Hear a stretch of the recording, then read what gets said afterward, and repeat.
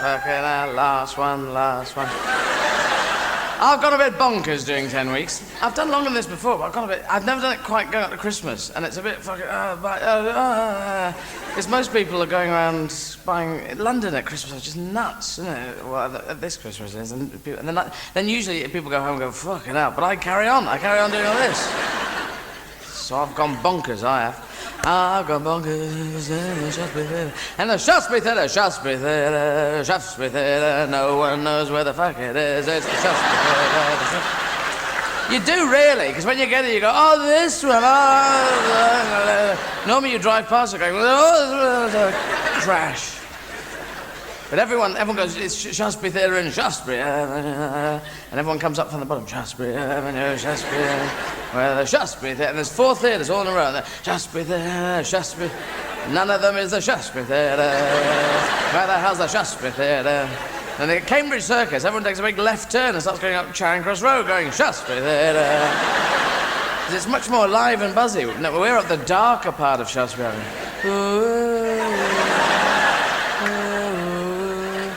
It starts off with the Chinese travel agent just there, with people, you know, about the time of, I mean, okay, but during the Tiananmen Square thing, it was really kind of weird having that there, and then there's a shop that makes cutlery. You know, it's really not, you know, Shaftesbury, cutlery and things to wear in chef places, that's there. Then there's an MGM cinema, and you go, I know where we are. You know, if you go around London, you get bits where you go, oh, I know where we are. Then you do a left turn, and you go, no, I don't. There's whole sways around Peckham, and you go, where the fuck are we?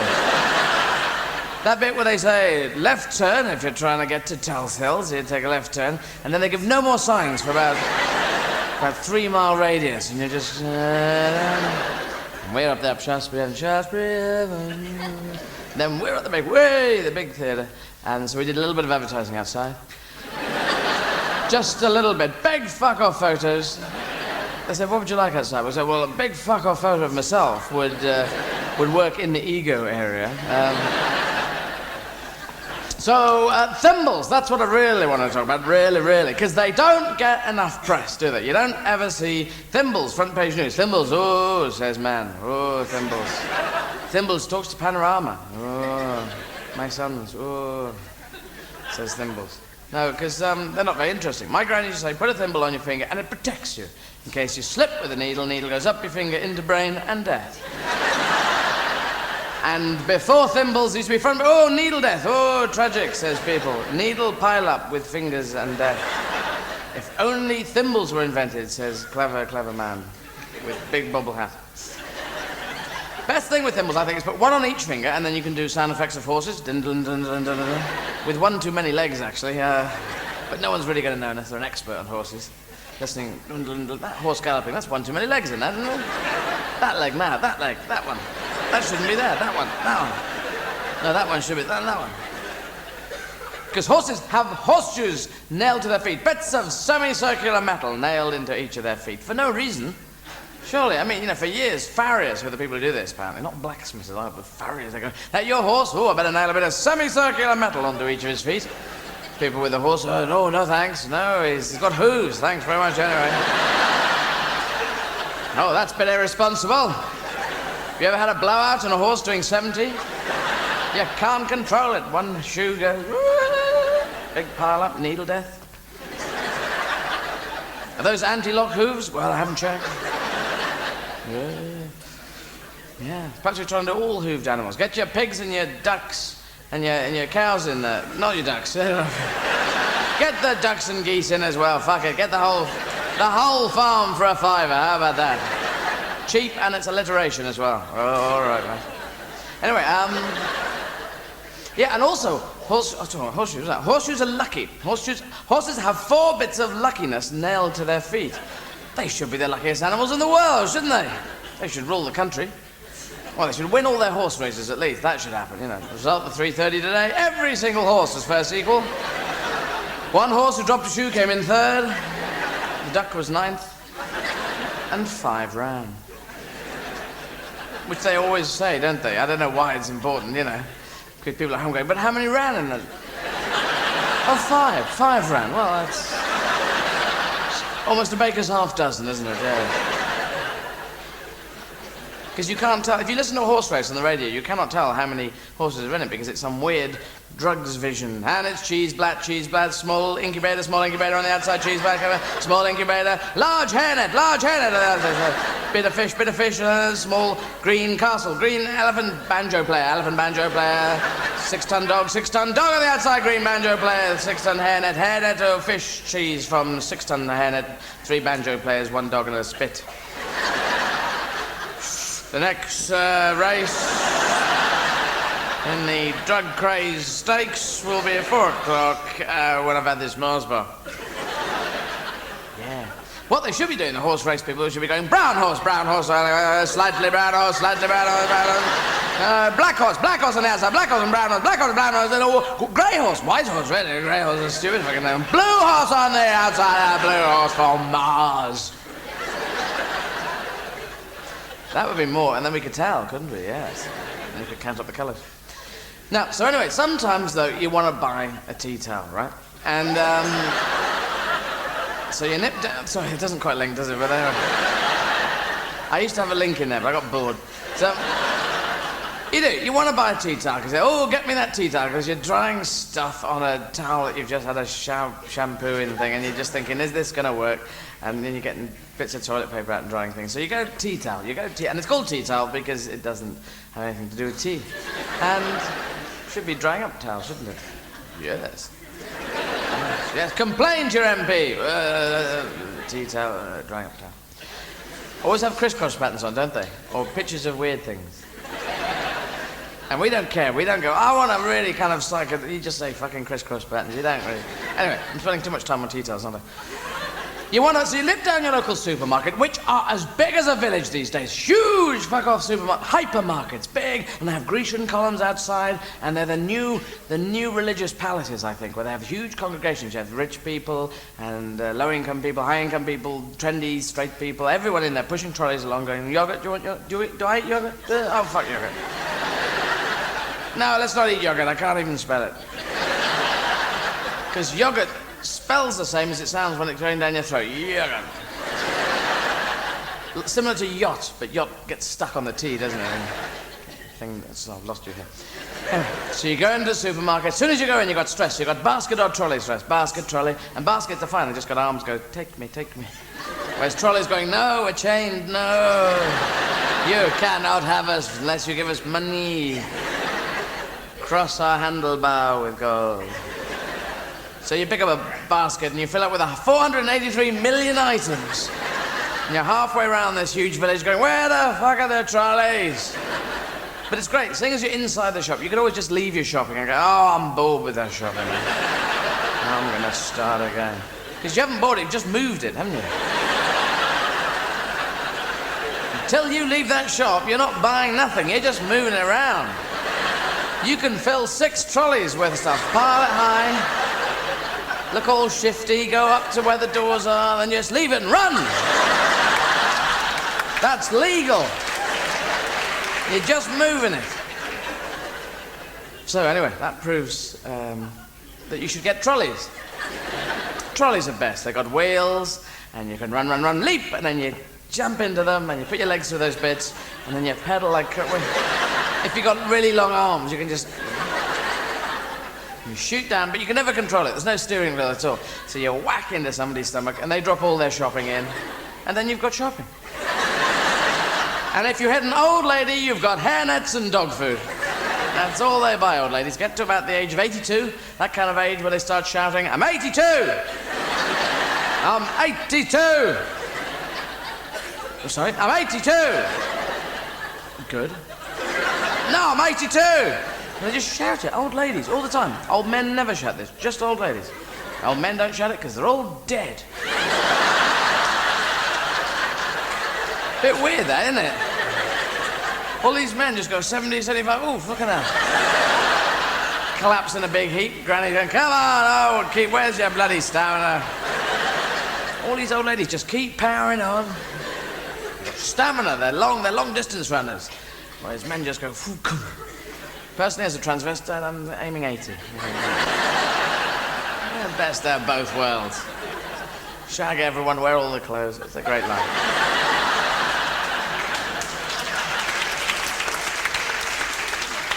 Good reaction. Anyway.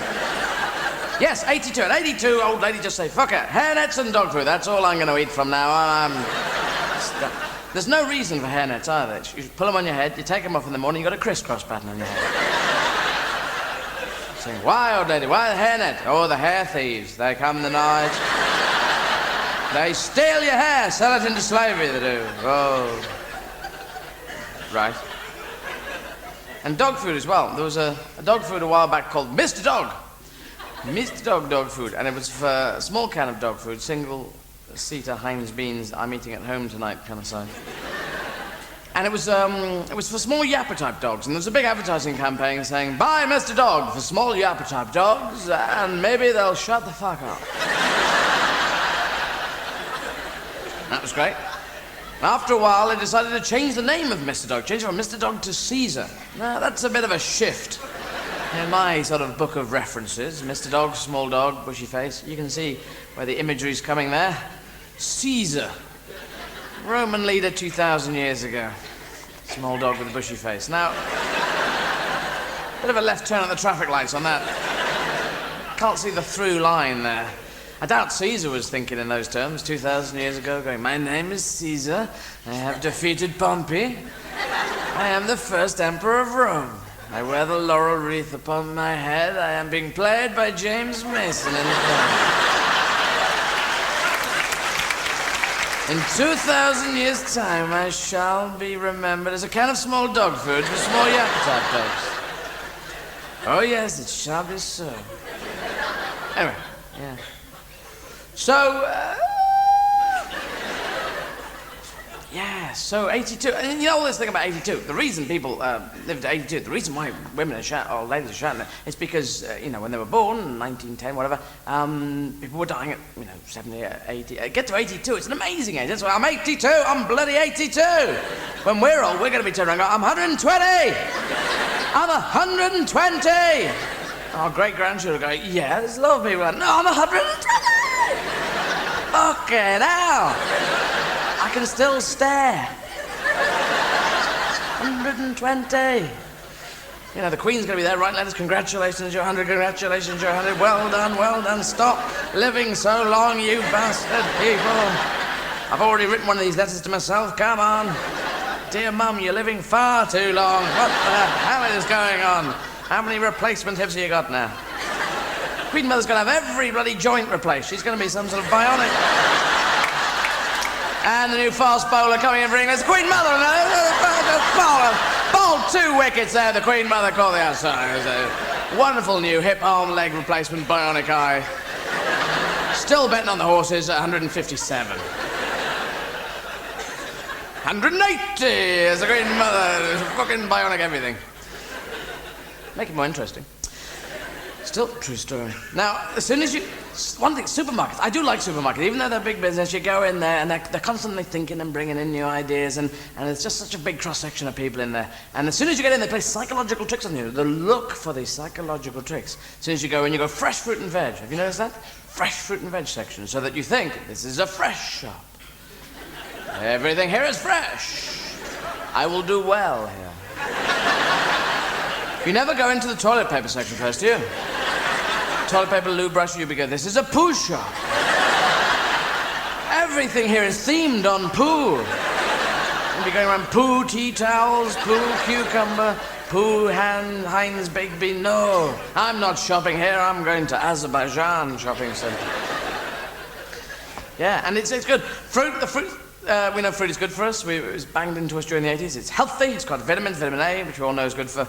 let's go over to it. Vitamin B, which we all know, of course, is good for... Vitamin C, which is for scurvy. Now, there's a lot of that around these days. The way we chuck that vitamin C down our throat, it's like a scurvy plague just around the corner. Can't come into work, got scurvy, oh yes.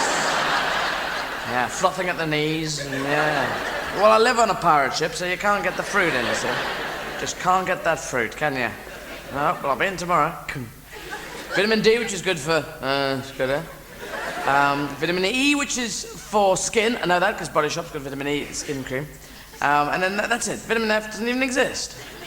Must have been a United Nations Vitamin Naming Committee. Vitamin F, ladies and gentlemen, suggestions. Perhaps the teeth and buttocks cream, teeth and buttocks.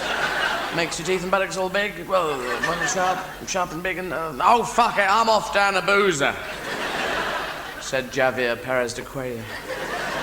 You gotta have a big fuck-off name to run the United Nations, haven't you? Javier Perez de Cuellar. Come on in, Jav. Come on in there, you old javelin thrower, you. Come on in. Boutros, Garlic. Come on in, Boutros. Name's Jeff Smith. Fuck off, Jeff Smith, you short-named bastard, you. I've changed my name. It's Jeff Smith. Smithley Garling. Come on in, Jeffrey, big, long-named person. Anyway. Yes. So fruit is healthy. All these people made fruit as well. Granny Smith. Who was this woman, Granny Smith? And my name is Mrs. Smith. I've made apples out of bread and dripping and cardboard and bits of cyanide and elastic bands. No, these are terrible apples. Go away, Mrs. Smith. Go away until your daughter has a baby. You've got to shag, daughter, shag. Shag for the good of the family, for some reason. Oh, she's had a baby. Can I come back now? Come on in, Granny Smith. You marketing bonanza, you. Oota. Brought a friend with me. I brought Mr. Delicious from France. Bienvenue, Mr. Delicious. Je m'appelle Golden. Bienvenue, Golden Delicious. And this is King Edward. He made potatoes. Gave up the throne of England, took up potatoes. And that's Mrs. Simpson. She wears jewellery. And that's Adolf Hitler. They hang out with him. Now, what's the noise there? Is that, oh, he should have hung out with Nazis, or you like Nazis, or you're not sure? It's kind of a weird area. There is that, because there's this latest video which said, this thing that came out on telly that said, more details about, apparently he had closer links with the Nazis than we knew. But there was that fucking photo with him and Mrs. Simpson going, hello, Hitler, how the fuck are you doing? Now, that's public record. I wouldn't have, ooh, big Nazi, let's go and shake hands. How the fuck are you doing, you big Nazi? You're a big fucking Nazi, aren't you? Get on you. What a weird moustache. Hitler's ruined the family name as a marketing tool, hasn't he? Yes. The old Hitler grapes never going to catch on, are they? New, lovely Hitler grapes. Lovely, juicy from the Hitler vineyards of Berchtesgaden. Full of death. Or Hitler knee balm. Do you have bad knees? Rub in Hitler knee balm. The family recipe dating back to some time. Mr. Hitler makes exceedingly good cakes. Thursday, wrote Mr. Hitler. Thought I'd make a jam, whirly, spongy, death cyanide, poisony, ooh, crumbly, death fucking Caught some rascals in my garden. Well, look, Hitler was a veggie and a painter, right? And he certainly went slightly off the rails from that initial starting point. If you said, oh, I've got a friend coming round, he's a veggie, a bit of a painter guy. Oh, all right. Fucking hell, it's Hitler. Get out of it. Fucking hell, it's the weird moustache man. Because the moustache he worked, Charlie Chaplin had been taking the piss out of the moustache for 30 years. And Hitler said, that's the one for me. Strap that one on. Ooh, bad mistake, I think. Anyway, so that's all true. Now, yes, and so fruit is very groovy to eat. There's apples. Apples are quite a little hardy little fruit. You just grab them to eat them, and you go, ar, ar, ar, ar, ar, ar, ar, and you start to eat them. And always do the dog impression first. And when you get down to where the pips are, you go, no! And you spit it away, throw it away, in case you swallow a pip and a tree comes out your head, yeah? This is what we were told. And and then pears. Pears can just fuck right off. Because they're juicy, they tease you. They go, oh, the juice, oh, the pear, the juice. They're like a rock in the supermarket, aren't they? You're hammering nails in with those buggers. You get down there, and I squeeze fruit now. I've seen French chefs do this on programs at the moment. They squeeze, oh, bonjour Pierre, oui, qu'est-ce qu'il y a? And then in marketplaces at 6 o'clock in the morning, So I squeeze fruit, thinking that's how you test how juicy they are. But I have no frame of reference, I'm just squeezing fruit. La la la, la la. Do you have a squeezy chart by any chance? I don't. I don't know what I'm doing. I'm just squeezing fruit. You should be able to attach electrodes to your fingertips, I think, and then you woo, woo. When you woo, woo, woo, woo.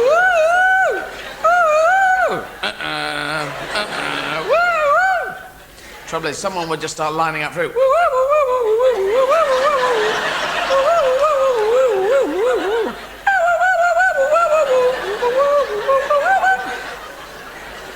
Jean-Michel Fruitbat. So, yes, so pears, what you do is you take pears home and think, oh, they're ripen up, even though they're like a rock, but they just sit in the bowl going, no, unripen yet, no. Wait till he goes out of the room. Ripen now. You come back in later, I'll try one of those pears. These things have gone. These are dead pears. You cheeky pears. And bananas, all this slipping on a banana skin, for years slipping on a banana skin. Now think about it, have you ever in your life actually seen with your own eyeballs any human being ever slip on a banana skin, ever? I've never seen anyone, I've never seen documentary footage of anyone slipping on a banana skin. I've heard stories, oh yeah. It's called propaganda, that is. So bananas. And war, and oranges. There's a big war going on in the orange area between the big old fuck-off Stalinist oranges, big old school, in my day, kind of oranges, and the new baby Satsuma, Minola, Kumquat, Bumbada, Mandarin, Tandarin, little Mini Cooper, back up,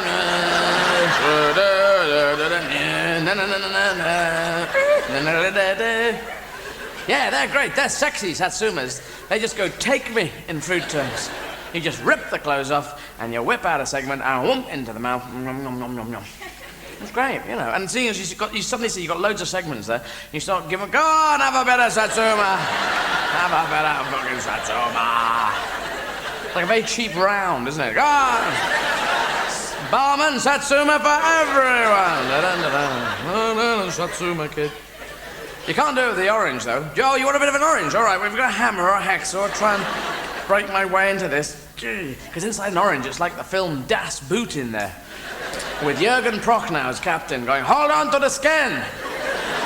They're trying mallet depth charges. Let the skin come off only in small chunks. They'll hate that. Damn. Can't get this bugger open. No, they're breaking in. They've got a knife now. Now, everyone in the orange, push the pips into bits they wouldn't expect. There we go. So oranges can just fuck right off as well. Yeah. So all this fruit we know is healthy for us. So you get a selection of fruit, you take it home, you arrange it in a bowl, pile it up high, and then you watch it all rot. 2/3 of it you're guaranteed not to eat. So fruit, yes, fruit. Other tricks, they blow smells around in the supermarket, artificial smells. You go in, I'm just going to get a can of tinned peaches and 4 loaves of bread, please. And they'll try it on other things. You'll be going, and some broccoli smells, ooh, and peach smells, and Arthur Negus. What? Sorry, our smell machine's on the blink. You make your choice of food and you go down to where the queues are. 30 or 40 queues there, all lined up, and we're all very good at queue strategy. No one taught us this, no one's even spoken the words queue strategy. But you know what to do. As soon as you get there, you've got 30 seconds to choose your queue before the best places go. You just know that if you don't jump quickly, someone's going to be in. You're going, that was the one, I should have been in that one. That person's got it, you bastard. Oh. So you get there and you go, okay, 4's pretty good, Q4 and Q7. A lot of hand baskets in 7, that's going to shift like crazy, okay? And there's 17. Okay, you take the bread. If you're with a partner, you go, you take the bread, you go on 17. I'm on 4, okay. Keep in touch. Keep in touch. Here we go. Okay, whoever gets there first, we're going to join up in the scooter. Okay, here we go. 4's doing well. 7, drop out on 7. Drop out on 7, I'm in. Okay. But shit, they're paying with luncheon vouchers. I'm back on 4. I've lost 4. You bastard, I was there. No, I left my aura there. You're taking 21, great. Okay, you're on 21, I'm on 7. Oh, back on bloody 7. People slowing your queue down. Oh, to pay with string. We have to fill out a form. On the string, it's wrapped up around my body. Get on with it. Because your queue was going fine, and then you saw someone about 3 minutes behind you pull into another queue that was slow, and suddenly that queue started speeding up. And that person's almost getting out, and you're going, come on, they're getting away! Come on! What you want is their queue to suddenly halt and yours to speed up, and then you run past them and go, yes! I will eat toast before you. But what we're looking for is the new queue. That's what we want, the Valhalla of the queuing system, the new queue. You could be 7th in a 15-minute queue. You see suddenly there's a new queue, you get in there and you're supposed to... It saves you a lot of time. So we look for new queue. We look for the signs of new queue. We look for geese flying south. We look for one person around a till who's fiddling around. You see that, you start bending down. Pick up your bag. Turn in towards it. But don't be too obvious, otherwise people say, oh, there's a new queue coming. Oh, then you've got competition. So you've got to be casual. If you see a new queue, best to turn away. Keep one eye on it. The other eye say, oh, look over there. Isn't that a badger with a gun? Look over on the far left. Isn't that a dangerous badger? I think it's Adolf Eichmann's brother, Kev. There's a new queue. But then don't go too early either. Oh, you're not opening. Oh, I was there. I was here. I went to check the weather. Tills all have beepers now, little barcodes being shown to a little eye that's behind some sort of star-shaped window. Beep, beep, all day. Beep, beep. And every time, I mean, it used to be a lot of right-hand action on the tills, but now it's just beep, beep. And occasionally it just goes... It's completely silent. So I don't know what's going on. It usually makes a beep noise at this point. Come on, machine, there's people waiting. She's going, no, I'm bored of this shit. Also, late night shopping in your local petrol station. Yes, there's a thing we could have never dreamed of. Oh, even 5 years ago it was kind of, you wouldn't have expected it to turn out like this. 3 a.m. in city centres, you can go up to a petrol station and there's a big bulletproof glass and there's someone behind the glass slumped over the desk, dead. Or asleep, you're not sure. So to wake them up, you do the scene from The Graduate, the final scene in the wedding bit where Dustin Hoffman comes up the window and goes, Elaine! Elaine! Elaine! On the window pane. And the guy goes, what the fuck are you doing? Sorry, I was just doing The Graduate, the final scenes. Dustin Hoffman. Oh, right, the end bit, Natalie McGraw. And they go, loaf of brown bread, please. And they go round to this completely soundless, brown bread, yes. No, a loaf of brown, I want brown bread. And you're doing sign, yeah, brown. And you try to show them in a 3-dimensional room where you think the brown bread is. You've seen it earlier that day, and you're trying to show them in a 2-dimensional format. Yes, it's just there. It's from where you are, go there. It is brown bread. First word sounds like brown. Brown. No, that's diesel oil. No, spreads well, yeah, I know, but I'm brown. And while you're doing this, a queue is forming behind you. At 3 a.m. in the morning, a queue of murderers.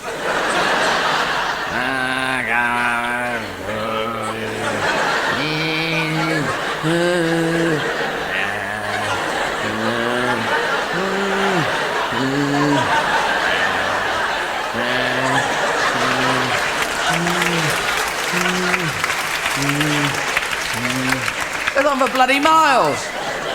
Everyone looks like cracked out of their heads. And you're at the front going, yes, give me brown bread. Give me the fucking brown bread, will you? And you're trying to give real fuck-off vibes to the queue so that people won't hassle. Yeah, bread for my bread gun that I've got at home. Just get it quick. What is it? Shredded wheat, that's fine, I'll eat that. No, I'll eat it dry, it's fine, I don't care. And a packet of Rizzlers, please. Oh, why do I want them? The Rizzles? Well, I'm a stamp collector, and I've collected all the stamps in the world, and I thought I'd get some plain ones that stick down only on one side, so that if I blew a breeze across them, they would all just fucking sell me them, will you? Then they do the dance of the trays, which is complete top tray, money, bottom tray, and a bag, please, and they give you the thinnest bag our imaginations can deal with. You have to blow down the... And you have to put all the stuff in before someone nicks all of it. Because it is kind of heavy there. You know, and once, as soon as you've gone, the whole queue goes, oh, hello, we're murderers. The guy behind the thing, yes, and, Twix, please. Double-decker for him. For Steve the Death Morrison. Yeah, it's bulletproof glass because, 3 a.m. in the morning, it is kind of heavy. In inner city areas, it just is. And you gotta have your wits about you. And like, people would just go in and nick stuff. And I got caught nicking stuff when I was 15. I got caught nicking makeup. Yeah. And I thought I could have saved up and bought this, actually, but I thought, no, I won't. I'll be clever. And because if I buy it, someone could say, hey, awkward question time. Why are you, a boy, buying makeup? You must be a transvestite. Sexuality check. And I say, oh, yeah, you must be Sherlock fucking Holmes to wear that out. So I thought, no, I'll avoid the awkward questions. I'll just nick it, and then no one will know except the police and the judiciary system. My plan worked perfectly. So I nicked some makeup and I put it under some brown bread, actually. I had a loaf of brown bread that I don't know quite why, I just did. It was a sort of sliced, squeezy one. And, the Hovisy kind of thing. And I was walking out, kind of casual, out of Boots the Chemist in Bexhill-on-Sea. As casual as you can when you're nicking a load of makeup. And I was caught immediately. But I was 15, so they let me off with a warning. And the warning was, that lipstick's never going to work with that eyeshadow, is it? You want more russet colours. That's light blue. That's a death colour as an eyeshadow. God, never wear that. No one can wear those colours. Oh, thank you, Chief Constable. Thank you. That's a warning. Very progressive police force there. And then when I was 19, my next major crime, was jumping a 20p tube fare. These are all big fucking deals, these. I am the kind of person who goes, look, there's a bit of fluff. No one's seen it. I'm in prison, bro. Oh, it's not a crime in Morocco, is it, to steal fluff? Oh, fucking hell, 60 years in prison. So, 20p tube fare. I was going around at the time, I had no money, so I was going around waving a sort of out-of-date Bishop of Durham pass kind of thing. Yes, may the trains be with you, bless you, my son. And this guy at Leicester Square, he grabbed me and said, I've got him, you're not the Bishop of Durham. He wears a bigger hat than that. I've got the 20p kid, I've got him. You've caused us a lot of trouble, you have. You've caused us £1.60 worth of trouble. I'm going to get promotion for this. I'll be given my own darkness. Well, good for you. So he got me by one arm, then an off-duty policeman came and he got me on the other side, and I thought, I'm going down for 20p. This is crap. I thought, I'm going to run for it. I'll run for it. That's my one card I had to play. I'll run for it like Steve McQueen in the film Bullet, only he did it in a car. Right? And so I ran, and I ran, and I ran, and I ran, and after 5 inches, they caught me. And they called for backup. 20 more policemen came powering down. It was a real slow day for stuff. Get him, get the 20p kid. And 3 policemen got me, and they pulled me for 5 minutes. They grabbed 3 of my limbs, and they just pulled me. And I couldn't work this out for years. Now, what happened was, basically, at this point, I'd given up. I ran, and they immediately got me, and I thought, oh, fucking hell, I can't even run away. So I'd given up, but they carried on pulling. And there was obviously an idea from their point of view that I was trying to continue to resist arrest. And so it was, they would just fucking stop struggling. They would go, stop fucking struggling. But all 3 of them weren't coordinating at all. So it was stop fucking struggling. The guy on the left, the guy on the right was going, stop fucking struggling. I just told you. Going, hey, stop fucking struggling. For about 5 minutes. And then I was thrown in prison for a night, and then I got done for jumping a 20p tube fare, and that became assaulting a police officer. Surely that's stretching a civilian, really. But, I understand that, that's the way shit goes down, but, that's how it happens. So, but, in wartime, they're very, all right, we're going to assault that pillbox over there. Now grab my limbs, just pull my limbs, go on. Pull me. It's true, they very rarely do. So, yes. There's a shop, actually, in Tooting Bec, in South London, which I used to go past. It's still there 15 years later. And you know how shops are themed? And you get, like, the body shop, things to do with the body. You get a clothing shop, things to do with clothes. Haberdashery, things to do with haberdash. What is a haberdashery? Can I have 2 haberdasheries, please? Oh, we've run out of haberdash. I've just got Ree. Oh, I'll have a bit of half a pound of Ree then. More haberdashing on Monday. All right. sort of eggs or something. Anyway. So for this shop, it just defies the theming thing. It has two distinctly separate groups of things that they got in the shop. On one side, it's got guns, magnums and Uzis and weaponry and vicious guns and knives, big knives, harpoons, crossbows. Have you seen those shops with a few compasses? They always have a few compasses as well, so that you can get there all right before you do this mass murder, right? So that's on one side. The other side of the shop, it's got bassoons and cellos and violins and banjos. That's just not the right shop to put the two together. Do people browse in there? Excuse me, can you help me? Uzi or ukulele? I'm not sure. Well, greater firepower with the Uzi, of course. The ukulele, you really have to go hammer and tongs to get a similar body count. But again, you try and pick out a tune on the Uzi and you're fucked, It's just... the strings, you have to make holes in it. It's there, just pop in and have a look, it's just weird. Stock taking must be... Hey, Harry, get us up an Uzi, will you? Next to the violins, by the guitar strings and the dynamite. I played the clarinet when I was a kid. I wanted to learn the piano, so I took up the clarinet. I can't quite work that out. The clarinet was more carryable, and I think the head teacher at the school wanted a school band, and 30 kids playing piano was a bit crap as a band. You have to drag this fucking piano around. So I was playing the clarinet, and if you're a kid, there's probably a certain element of parental pressure goes into playing the instrument. You, little Johnny, you should learn to play the violin, because I never had the chance to be musical when I was a child. Well, you got the chance now, why don't you do it now? No, I can't do it now. I've got to watch telly and drive cars around, I'm afraid. You've got a bit of money, you can make time. Well, yes. I've got a bad leg, that's why. War wound. In what war? Well, the War of the Roses. I was pruning roses and they attacked, ripped my leg off. And I just learned the violin. I want to go out and smash things with hammers.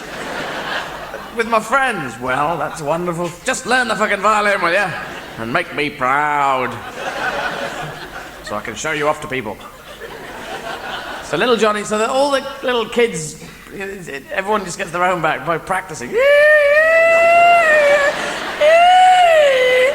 A child who doesn't want to play a violin with a violin in his hands is an evil weapon. Stop practicing! What is that? Sounds like a cat being scraped backwards over a cat scraping machine. It really is. And also, if you're a kid playing an instrument, you want to play sexy tunes. That's what you really want to play, sexy tunes. So that other kids are saying, hey, that kid over there, he's playing sexy tunes. But we must shag him as soon as we know how. Come, let us go and dance provocatively in front of the kid who is playing sexy tunes. Dun dun dun dun dun dun dun dun dun dun dun dun. Form a cue, please. Shagging in 2 years' time. When we get the manuals through. That was my idea. Wild, sexy, crazy times. But my first clarinet lesson led it off in a slightly more different direction. I was there going, well, I'd really like to learn sexy tunes, please, Mrs. Bad Crumble. And you think this tunes from this book, a tune a day, you think that's going to have some really kind of raunchy, sexy tunes in there? It certainly will. It's a very sexy tune book. And this song in particular, Snug as a Bug in a Rug. It's a very sexy tune. I made love to that song during the 1418 war, I'll have you know. Well, I'll give it a whirl. Na na na na na na na na na na na na na na na na. Mrs. Bad Crumble, at what point did you actually orgasm during this song? Because it doesn't really kick in for me at any particular point. I think the song could be saved if someone just removed the melody and left it at that. They were dirge songs, na na na na na na na na na na, on and on, a load of notes, and then it would stop. At the end, people go, "Oh, you finished? All right. Well, that was good. Well done. There were a load of notes there, and then you stopped." You've got to be inside it. You've got to practice. Kids have got to practice tunes they want to practice. You know, they've got to play instruments they want to play. It's the only way it works. It's got to be a passionate thing. You can't have creativity by gun.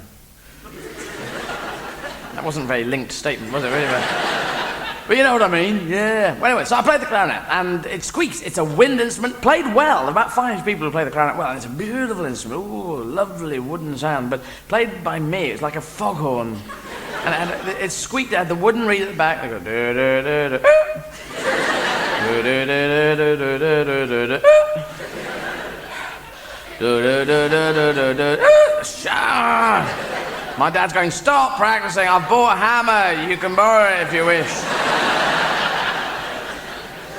Just squeaking all the bloody time. And the oboe's even worse. If someone plays the oboe, it's got 2 bits of wooden reed pushed together. It's like trying to blow into a weasel. The flute's just got a hole in one end. And how do I just blow in this end? No, you have to make an embouchure. I'm no good at cooking. Well, just blow in the end then. Then the trumpet's okay, decent noise that makes, but if you play it really well, you get huge, big hamster cheeks, don't you? Trombone, that's quite fun. The noise, but you can just hit the people in front of you if you're playing. Trombone guy hit me in the back of the head. Hey, trombone guy, leave off the violins. Fucking hell. What? I was just playing. It was E flats. Got a load of bottom notes on this one. Someone gets you in a dark alley, you've got a trombone, you're all right. Come on. Trombone man. Dun, dun, dun, dun, dun, dun, dun. He went everywhere with his trombone slung over his back, dun, dun, dun, on a motorbike. Have you seen that really crap American guy who goes around with huge long hair on the motorbike on that thing that comes on at 2 in the morning and goes around, he's called the something or other, dun, dun. Have you seen that? And he goes, I can't remember. What's he called? He's called what? He's called what? Izzard Man. Well, I thought they had a catchier name than that, actually. But perhaps it is called Izzard Man. Looks like your box is now eating you.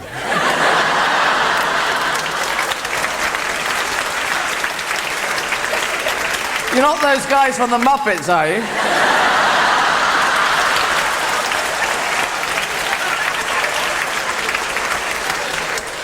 Well, Izzard Man was... that sounds like Cro-Magnon Man. He had a motorbike and big hair. Cro-Magnon Man with his trombone. Thanks for that, anyway.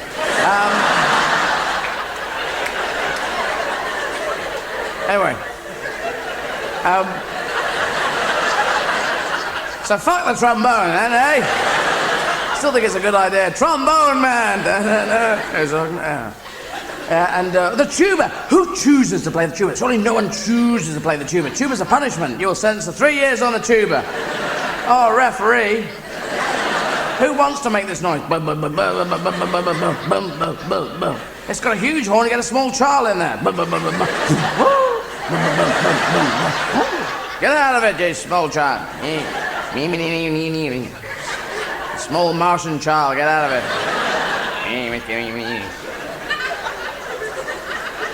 I'm fed up with Martian children now, hiding in my tuba. All right. I'm gonna talk to Izzard Man. Dun, dun, dun. He had a trombone and he didn't give a shit. His family was stabbed when he was 2. He took up the trombone and drove a motorbike. Renegade, that's what it's fucking called. Have you seen that? That's what it's called. He was a cop or so. He's got big hair and he goes around, he's hurt, he's angry, he's got big hair. In some countries it's called Izzard Man, but mainly Renegade. It's one that you have to watch because it's so bad. You have to go, I can't believe it. Can't believe it. And then you tune in specially next week. I'm so fascinated. Because they must have, perhaps they, I don't know. So, yeah, all these friggin' instruments and, oh yeah, the other one is a triangle. Who makes a bloody triangle? It just goes ting. Don't make an entire thing, bend a piece of metal, put it on a bit of thing, make it go ting. Just do it with your mouth, ting. Because those people play the drums. They play the big drums. Bang, bong, bong, bong, ding, ding. I was going, where's your bloody triangle? Oh, grow up. Got enough to do running this cafe. Ding. But they do look like tables. Ding, ding. They always stop their drums as well, those people with big... boom, boom. Boom. They just put their hand on the drum. Ding. Ding, ding, ding. It's like they don't want people to know they're playing the drums. Let it go, let it fly. Ding, ding, ding, ding. No, I'm sorry, I don't hear it. I heard a noise, I think it's over there. Boom, boom, boom. Yeah, I heard another noise. I think it went over. It was on a motorbike, trombone in the back of the And they call them kettle drums. They're not, they're Cauldron drums, aren't they? A kettle drum, you have to lift the lid up and hear the lid. So we were in this school band making a fucking... I played a third clarinet, right? There was a truckload of clarinet people. First clarinet plays a melody, second clarinet plays a harmony, third clarinet plays the notes that are left over. Just bloody weird. Here we go. No, no, no, no, no, no, no, no, no, no, no. 2, 3, 4, 2, no, 2, 3, 2, no, no, no, no, no. It was boring. The only way you could get any excitement out of it was playing it really loud. No, no, no, no, no, no, no, no, no, no, no, no, no, no. So you just go, piano, piano. That's not a fucking piano. It's a clarinet. And the teachers go, oh, this is a god-awful racket they're making. I know. I'll get their parents to listen to this, and then maybe they'll kill them. Up went a big sign, school band will play tunes. And no one from the local town came. No one had said, hey, we're going down to school, they're going to play some tunes, and we're going to stage dive onto the bassoon player. Just people go, hello, we're parents, we have no objectivity on this. Oh, we're fucking crap. Teacher gets up, school band will now murder a song called Kumbaya, my lord. Go! Weasel, weasel, weasel. Ding, ding, ding. Who's the guy on the motorbike?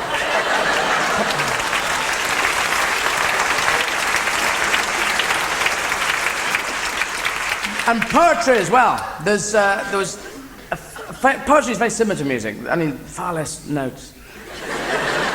And much more words. And Rabbie Burns was a famous Scottish poet who wrote a lot of poetry, big book of poetry. And one of his most famous lines of poetry was a line that goes, the best laid plans of mice and men aft gang a glee. And it means, translated, the best laid plans of mice and men often go wrong, from the Gaelic. And I mean, better plans of men, meaning men and women, it's this old sexist term, and it just means, human beings, plans fuck up, and we can swing with that. But if we just remove that for a second and deal with the rest of the sentence, the bit that we don't really ever look at very carefully, the best laid plans of mice often go wrong. Now, I just want to know exactly what mice plans is he talking about here? And he says the best laid plans of mice often go wrong. Does that mean the more less thought out mice plans often work quite well? If mice just wing it and go with the flow, they can really pull off quite a strategic idea. It was off his trolley. So I see mice, they make plans. They plan to get cheese, they run, they oh, one's fallen over, no cheese today. They're going to put a stick in the mousetrap. He's broken the stick. What, Jesse? Oh. Now, I've got a flip chart now. Flip chart. Oh, it's getting very serious. This is the best laid plans of mice. There are 5 mice, they're talking to each other, and one of them saying, you're only supposed to blow the bloody doors off, I told you. Sorry, Charlie. Now, take us through the plan. Well, we drive the minis into the square. Piazza. Oh, piazza, Charlie. And then we load the cheese into the back of the minis and drive out of Turin during a football match. That's right, and you're not having your migraine, you're not being sick, and you're both sitting in the back of the Mini. Sorry, if you haven't seen the Italian Job, all that was just way over your heads there, sorry. Meanwhile, back in London, the chief mouse is in prison saying, somebody has broken into my toilet. From an earlier scene. Later on, the head of the mafia going, "This your car?" "Pretty car." Sorry, okay. Sayings as well, sayings. Often are meaningless, handed down to us by people with big beards. And we go, "Oh, of course they're true." He doesn't suffer fools gladly. Now, who does suffer fools gladly? Is there anyone? Hello, I've got a pig in my trousers. Woo, woo. Come in, you fool. Doesn't sound like a pig. No, it's a dog, but I'm a fool. Woo. Sit down. Oh, don't sit there. There's a mouse making a plan. Be careful. The other one is, go and teach your grandmother to suck eggs. Why? You get there. "Hello, Gran, I got a load of free range here now. You got to create a vacuum in your mouth." I say, "I certainly will not. I've got this hairnet to put on. I'm 81, you know. You're a bit more relaxed about it. Next year you're 82. Yes, I know. Because we have a thing about hair. Humans have haircuts, and sheep and poodles all have haircuts, yeah? The only creatures in the entire world as we know it that have haircuts. There aren't any other. You don't get lions with huge shaggy hair going, and I get that antelope. Jesus in my eyes. I know, I'll put it in bunches, that'll work. Antelope going, "There's a girl with huge teeth after us, get out of it." But there must be some sheep with a positive attitude going into the shearing shed, going in going, "Hi, can I get a coffee, please? Thanks." Doo-doo-doo. Is this week's Shearing Weekly? Ooh, some interesting styles, all pretty similar. That kind of bald sheep kind of look, isn't it? Well, what I'd like is a little bit off the top, loose down the back, kind of a tapering shape on my arms, if you could do that. La la la la la la la. Oh, flump. Sheep going, mm-hmm. What the hell have you done? No, I'm not exactly happy, actually. Don't bother, I'd rather not see the back. Is this what you've just cut off? Get a bloody coat out of this. Jeez, look at this. Hold on a sec. Looks quite good on top of my head. Do you have a hairnet? All right, gonna have an interval. Interval, there's bars, there's toilets, there's tennis rackets, there's anything. Everything except the tennis rackets is all there. And I'll see you in a bit. Cheers.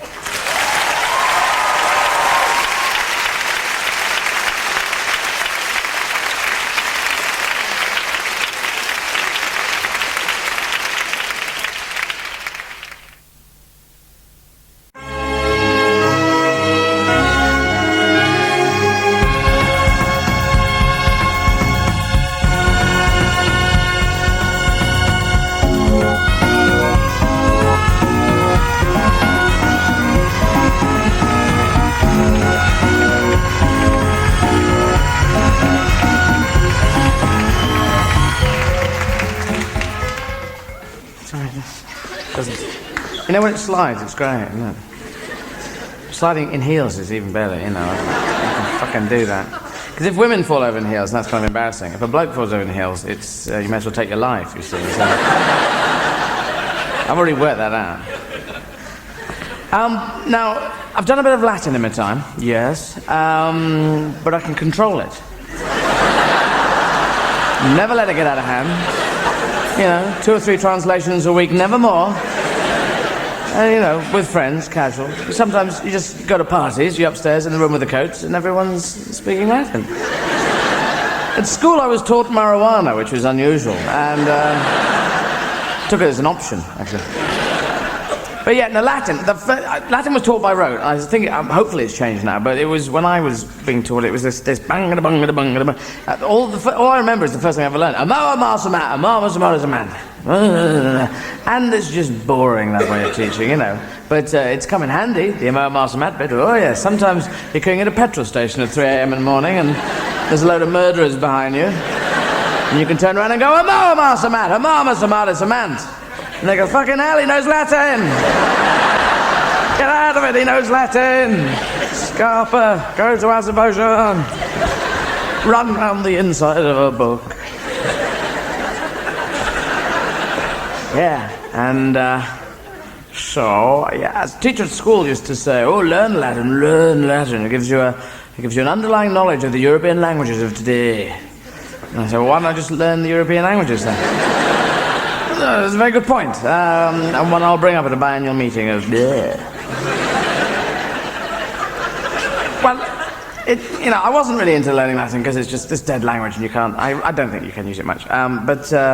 I mean, it's very rare that you're at Frankfurt Airport, and someone is going, ja, mein Herr, was ist los? And you're going, sprechen Sie Latin? Ein bisschen. Pugnato sum, abit cum quod. Und Caesar und Legionarem. Centurionem. Ja, aber was ist los? I have no idea. What is los? It's a confusing mess. Language labs were at school when I was a kid. That was useful. Kind of a big word for a tape recorder and a table, but there you go. Language lab. Had this tape going round, and you put your headphones on, little tape going. Où est la plume de ma tante? Où est la plume de ma tante?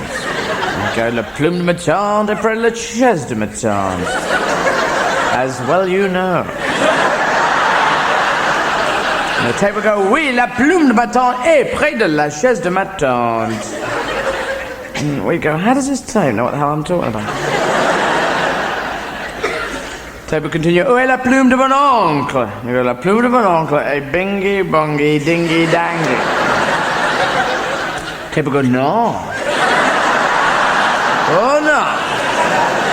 La plume de mon oncle n'est pas bingy, bongy, dingy, dangy. Qu'est-ce que vous avez dit? Vous êtes un putain. Je ne suis pas un putain. Je n'avais pas le sexe pour l'argent. Pas toujours. Oh pardon. Le tape would go, oh pardon, je n'avais pas mes lunettes aujourd'hui. Et j'ai un mal à la spindle. If you don't understand French, by the way, this is all fucking funny, right?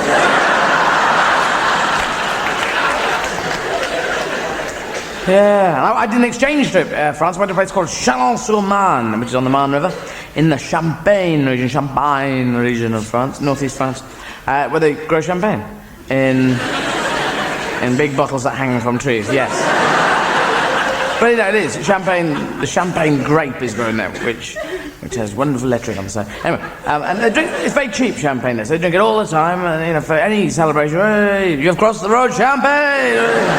Oh, merci beaucoup. You have entered a shop, champagne. Okay, merci. You have come out of a shop, champagne. Oh, I went in the wrong shop actually. I was a bit pissed.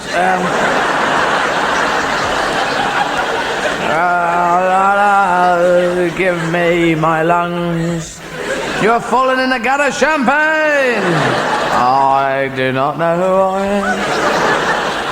So yeah, Chalon-sur-Marne, it was great. Well, Chalon-sur-Marne is, if you can go there, I mean, it is a town. All my stuff is based on truth. Everyone goes, oh, there is a place. Yeah, I went there, and it's kind of functional. It's kind of twinned with Felixstowe kind of place. Oh, right. Some places are just, and we were shown around places of interest while we were there. One was a library, which is, another was a glue factory, which is, but when you're a kid, you go, oui, monsieur, c'est très bien. You just go, they're using the glue, c'est très bien. Bienvenue à l'usine de glue. C'est très bien.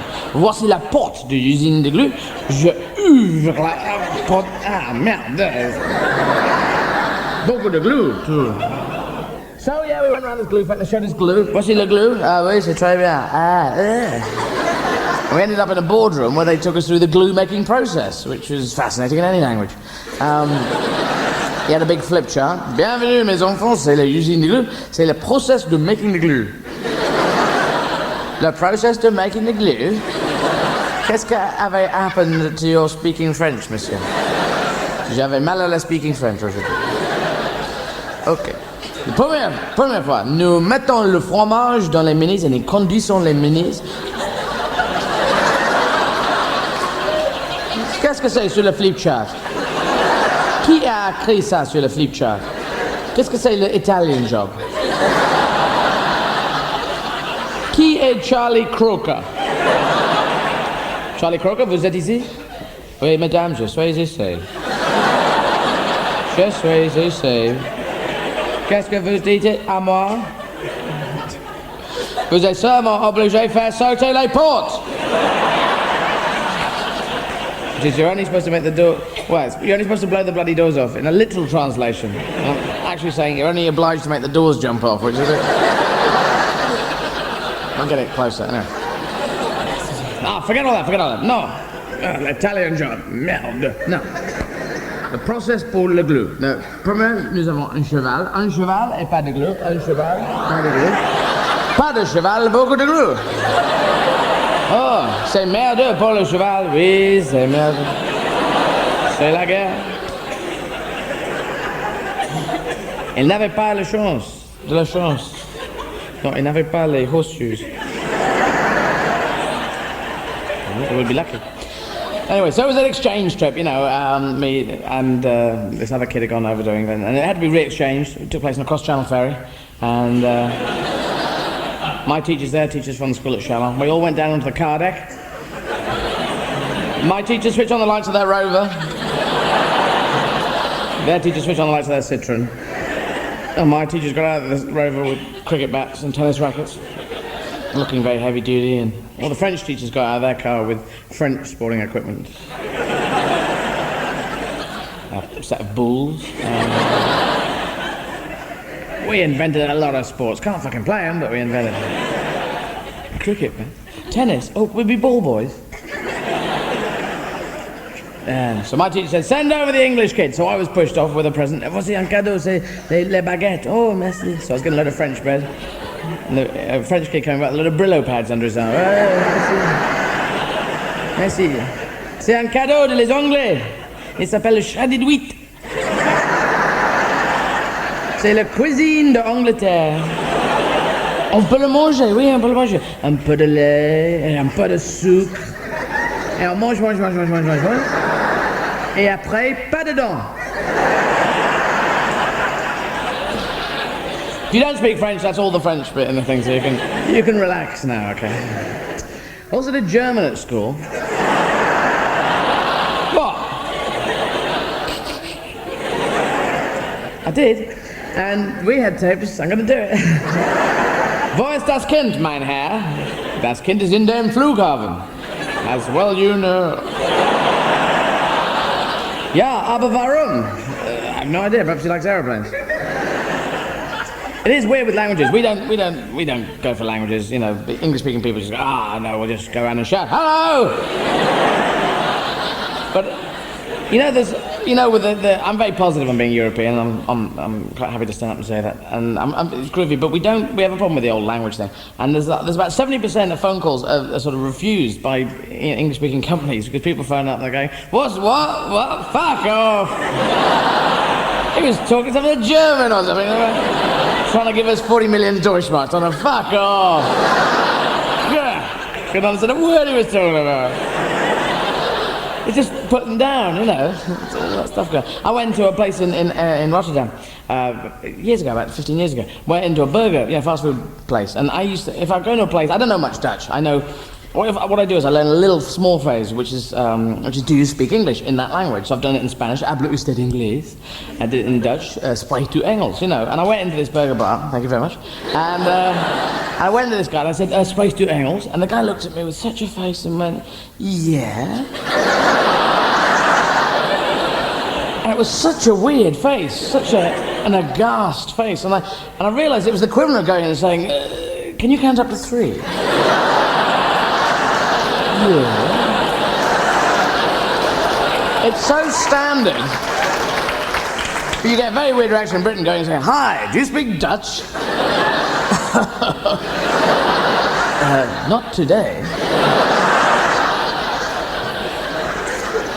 can be done. So, also, they had Latin tapes at school, you know. And they wanted you to learn a Latin accent. And they had no idea what the Latin accent was. They just made it up because the Romans could have gone around. All Romans were dead. They might have gone around going, hello, we're the Romans. We're the Romans, we are.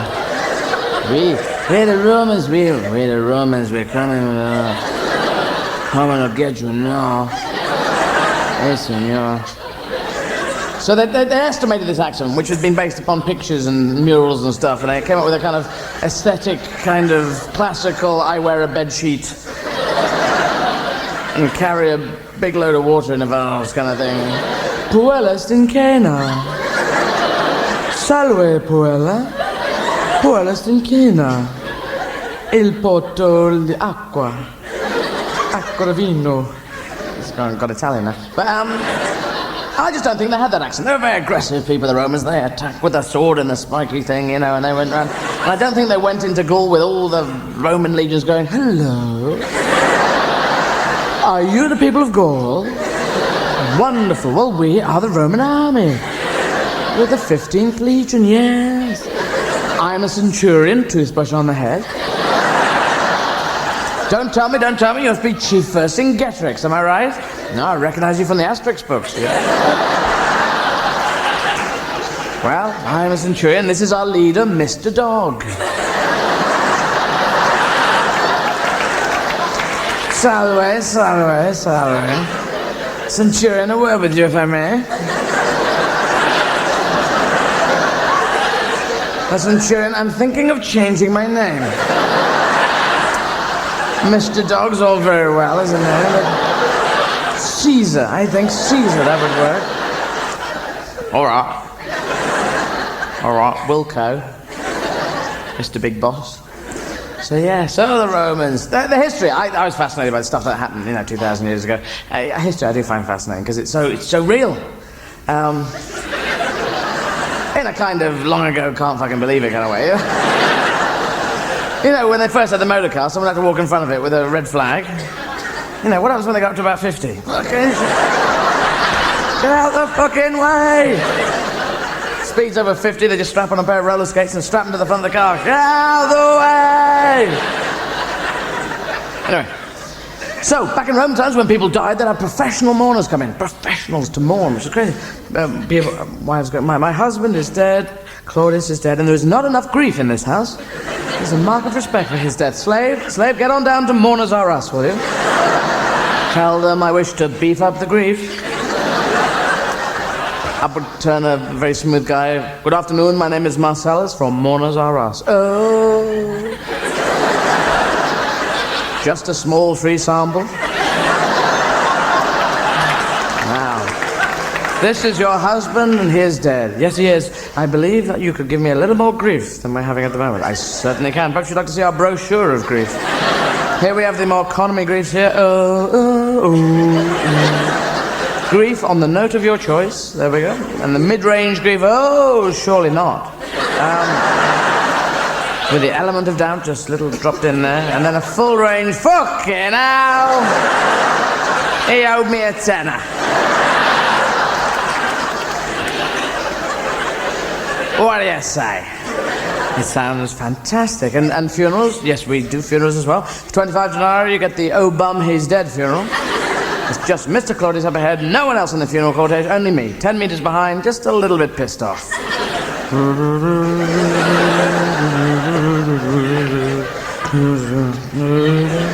Let me just chuck him in a ditch. For 50 denarii, get myself and Flavius here, either side of the funeral cortege, slightly more. Oh, what a tragedy, he was a great man. Oh, surely not.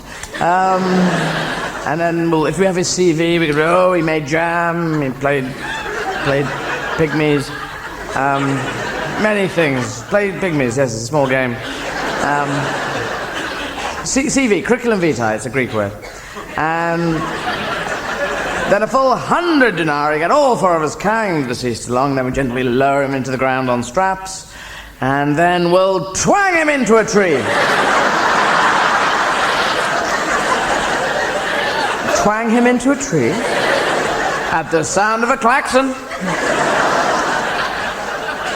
That last bit isn't really authentic, but But we are a bit morbid about death, you know, the British, oh, C of E, oh, he's dead, let's put him in the ground. Twang him into a tree, I say. The Vikings get a big thing, you get pushed out to the sea and there's big smoke. You know, Gandhi when he died, big fucking thing, you know. Twang him into a tree, let's get a bit more visual here. Wouldn't you rather die and be twanged into a tree? Just make a party of everything. Come on, bring him back, let's have another go. Does it matter which tree he ends up in? Come on. Double funerals. Don't leave your body to medical science, leave it to kids to play with. Give me those lungs. He's got the duodenum, give it back. Ah, hit me in the face with the esophagus. Who are those people who say the duodenum, the small intestine, can stretch over 3 tennis courts? Who are those people? Right, get the small intestine. Right, roll it out with these rollers, lads. Right, we're going to sew that bit up. Now pull, get the tent peg in there. It's going to work, isn't it? Yes. 2.5 tennis courts. With bats and rackets. Who cares? 9 tennis courts, 1 football pitch and a bathroom. If you want to know. Yes, so it was all true. Pliny the Younger used to read letters by him. He just wrote letters. But they give quite an interesting, idea of what it was like back in Roman times. He was at Vesuvius when it erupted in AD 79, writing a letter back. Dear Father, Vesuvius is erupting as I speak. Fucking hell! Get me out of here! Go, there's the tops come off the mountain! Get on to Mr. Dog, time to send ships, send big ships. Apart from that, the weather's lovely. Calpurnia's doing great. Got a bit of an ashen tan, but there you go. Love and kisses, Pliny the Younger. St. Paul, he wrote letters back in AD 60 to the Corinthians. They must have got a bit pissed off after a while. You never see any of the Corinthians' letters back. Dear St. Paul, start writing us bloody letters. You go on and on and on, just piss off, you boring bastard. How dare you write to the whole of bloody Corinth? We've never even met you. Who do you think you are, Alistair bloody Cook? Just bugger off, will you? Love and kisses, the Corinthians. Whose idea was to be a pen pal with St. Paul anyway? That's really backfired in a major way. And then there were the Carthaginians. They were rough and tumble people. They were the Moorish people who went up to North Africa through Spain and they defeated it. And apparently Hannibal was their leader. And he said, right, we've got Spain. We're going to disband the armies or fucking just take over Europe. So they decided to go really steaming. And they went steaming through. And this is 218 BC, a little bit further back. Date seekers there. And they attacked the Romans over the Alps on elephants, and the Romans were never expecting that. The Roman leaders were all American actors. So cacophonous. You come here. Yeah, I'm coming. Shut up, cacophonous. You loud bastard. Go and tell esophagus there and get duodenum and ulcerius and left legus. Everyone was named after bits of the body. So, what the fuck am I talking about? And then the messenger will come in. Sire, the Carthaginians are attacking. Ha, we knew they would attack. But they're coming over the Alps, sir. They're coming over the Alps. Yeah, we knew they'd do that. But they're coming on elephants, sir. Great big elephants. Say it again. Elephants, sir. The Carthaginians attacking on elephants. What's an elephant? Well, it's like a big upside-down squirrel, sir.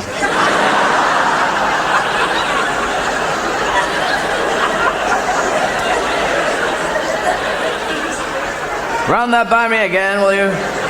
It's like squirrel upside down with the legs on the bottom bit and pumped up at the back, so it's really large. Jesus Christ, that scares me. Because, they weren't going to come on elephants, they're going to come on skis. That was the idea, over the Alps on skis, of course. Hannibal, the leader, his brother Hasdrubal, have a ball and have a banana. The whole family, who later on married the Pressburg family, and so started the Ottoman Empire. And Hannibal went into the shop and said, I want skis for all my men. We're going to attack Rome over the Alps. And the guy said, oh, we're fresh out skis. Yeah, we just sold the last pair to some people. Oh, bum, said Hannibal. Have you got anything else? Oh, I've got some elephants. Can they ski? Oh, their tops are skiing. If you've never seen an elephant ski, then you've never been on acid. The whole military thing's interesting because it's kind of there's a kind of a hip point to say get rid of all military. All military should be disbanded because they just go around killing people. And I can't take that position because you keep getting organised dickheads like Hitler coming along. And just a dickhead who says, kill everyone, vote for me and kill everyone. People go, well, no. But if someone says, vote for me, kill everyone, and march in straight lines, people go, well, that's quite an interesting idea. Organised dickheads, you've got to be wary of them. And so you have the military, and it's a very black and white existence. Modern life is multicoloured. You've got to see the other person's point of view, where they're coming from, what their history is. But, you know, you can't do that in the army. You can't go, well, we can't kill them because I can see their point here, and I'm going to go home and have a sandwich.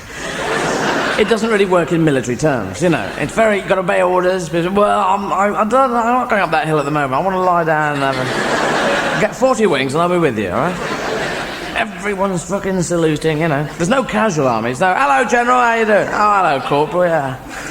So what are you doing now, General? Well, I'm going to work out battle plans. All right, General, we'll be lucky. Thank you, Corporal. Henry V, once more into the breach on Crispin's Day. Well, be lucky then. Well, you're not coming? No, Henry, I think I've got a bad leg. I've been up to that breach. It's quite an interesting breach, but got my bum shot off last time, so I'm going to have a sandwich this time. Yeah, it's all... Saluting is not very efficient. It's all this kind of... I mean, halfway up, I think. All the way up. Halfway up. Quarter of the way up. So, I don't know. Too much energy. Down here, that's much more. Just one finger salute. That's... No one would even know you're in the army. Except for all the gear you're wearing. Civilians, we have a handshaky kind of agreement, high greeting kind of thing. And sometimes people say, oh, come in here, why don't you meet a whole bunch of people? And suddenly you're meeting 8 people. Hi, how are you, hi. And they tell you their names. It's pointless. Yeah, hi, I'm Steve. Steve, and the name goes through your head. Steve. Out the other side. Falls out the other side. Hi. Jennifer, hi, Jennifer. Andy, hi. Jeff, Bernie. And at the end you go, well, that was good to meet you all. Did you have names, by the way? I can't remember. Oh, they're all here on the floor, aren't they? Right, now who's called Carpet? And some people do those handshakes, those killer... You know, a firm handshake is great, but that crusher handshake, that one, I've got a small penis, I'll compensate with my handshake. Hey, they can fuck right off. You're going up there. You're not expecting it. It's just totally immature. There's no point. You're just meeting someone. Hi, how are you? Hi, how are you? And you don't react. You remember from school they got this thing of don't react. That's... Don't... And you just... And they get away with it. I think you should react. It's the flip side of being an adult. If someone's behaving like a fucking idiot, then just go, ah! What the fuck are you doing? You bastard. I hope you die in a car crash. Or the complete inverse, just collapse on the floor. As if you're dead and just lie there. And people go, hey, you killed him. You killed him with your handshake, man. No, he's got an Achilles wrist. Yeah, he suffers from hand squeezy death. Yeah, there's a plague of it around our parts. Then there's the sort of Hanging Gardens of Babylon handshake, which is just sort of limps in there, and you hold it, and you go, wow. I don't know, 2.5 kilograms. What is that? Give me a clue. Always have a fish up your sleeve for that one. You do the Hanging Gardens of Babylon, just slap in the fish. They go, where your hands come off? Oh, it's a fish. So, yes, a present for my country. It is custom to eat it immediately. Down in one, down the throat. And then there's the cool handshake, which is there, then high, then low, then there, then that, and then immediate, then you punch, and then you just make it up. And you've got to be cool to do it, and if you don't know it, then it's, you know, no one will tell you. You just have to know, and you can't know because you don't know. And the only way you can find out is by looking at someone through the corner of your eye when they're doing a cool handshake, and then trying to memorize it, and then you go home and furiously practice on 5 bananas. Hey, bananas come off.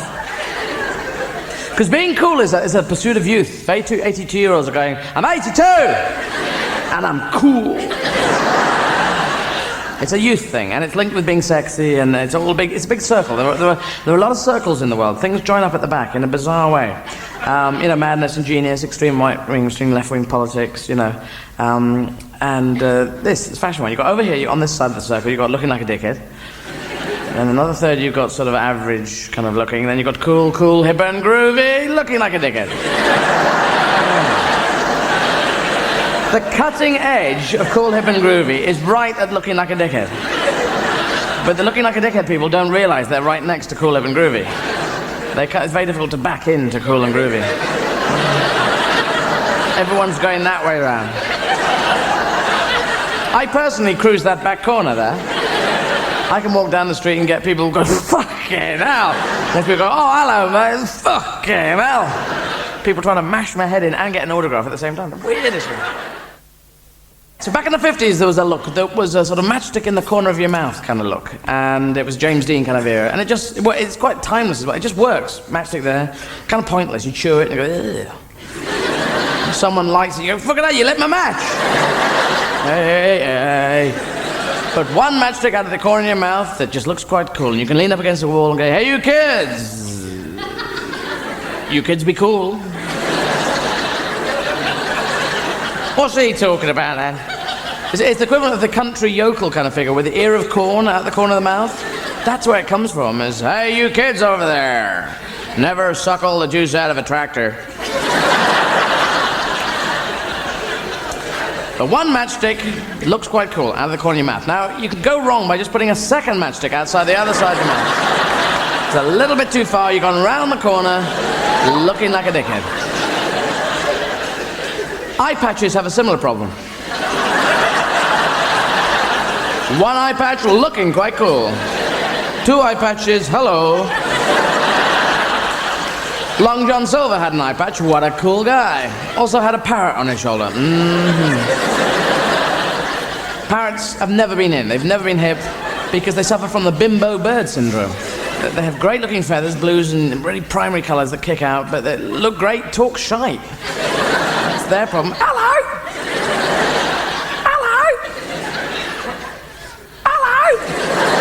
That's all they say. On occasion, pieces of eight. And pieces of eight is the equivalent of a bird on your shoulder going, a tenner.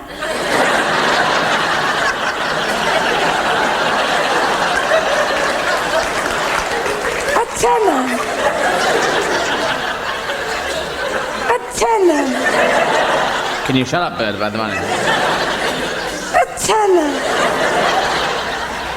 Minor bird, that's what you want on your shoulder. Black feathers, matches your eye patch. Minor birds say cool things like, oh, look at that sunset. That's my minor bird.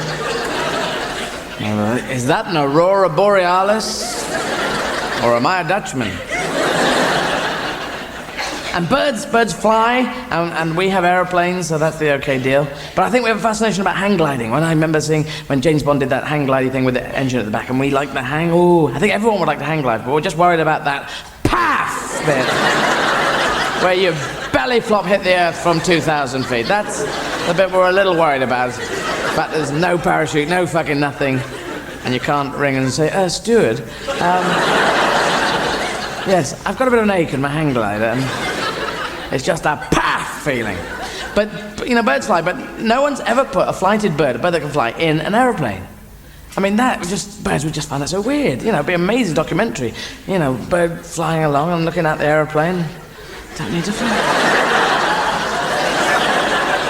Just stick me arms in it. Hey, I can just balance on this chair, hey. Fucking hell. Other birds flying outside the aeroplane. Hey, what's he doing inside? Hello. Fucking hell. I'm sorry. Oh, the white wine, please.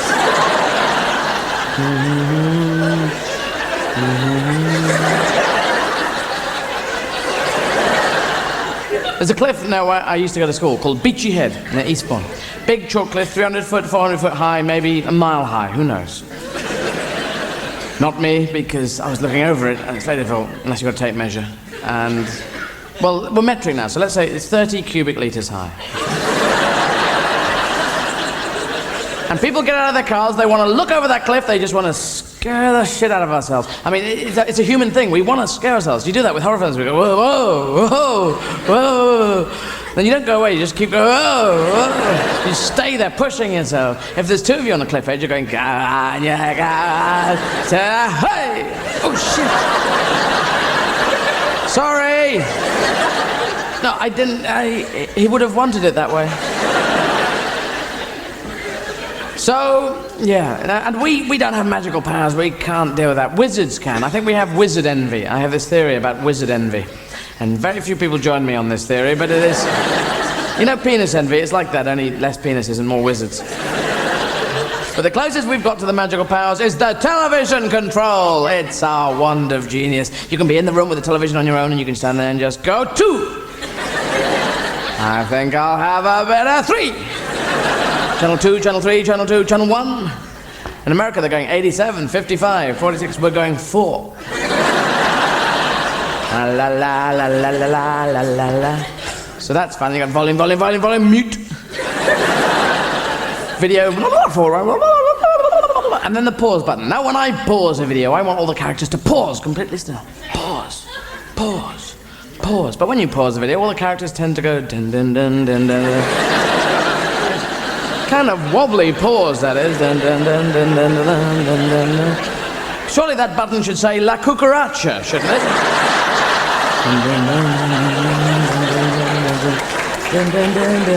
We'd love that. La Cucaracha, the video, will you? I'm going to have a coffee.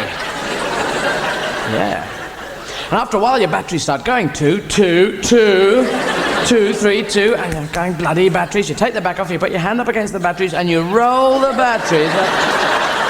Yeah, yes. Techno people have worked that out. Because there's techno fear people go, no, I can't, oh, I'm going to break it, no, double click on this, what, wipe, oh, I've never, oh, it's all wiped. And then there's the opposite, which is me, which is techno joy. He goes, oh, I know how to use it, it's a PX1, it's a B1, oh, it's a different machine, I don't know what it is. You don't need the install, I'll hit it with a hammer. Yeah, so we have this fucking battery. Wizards never have the battery problem. Wizards never go, I turn you into a pig. Into a pig. A pig. Pig, frog, pig, frog, pig, frog. Come on, you bloody batteries in this wand.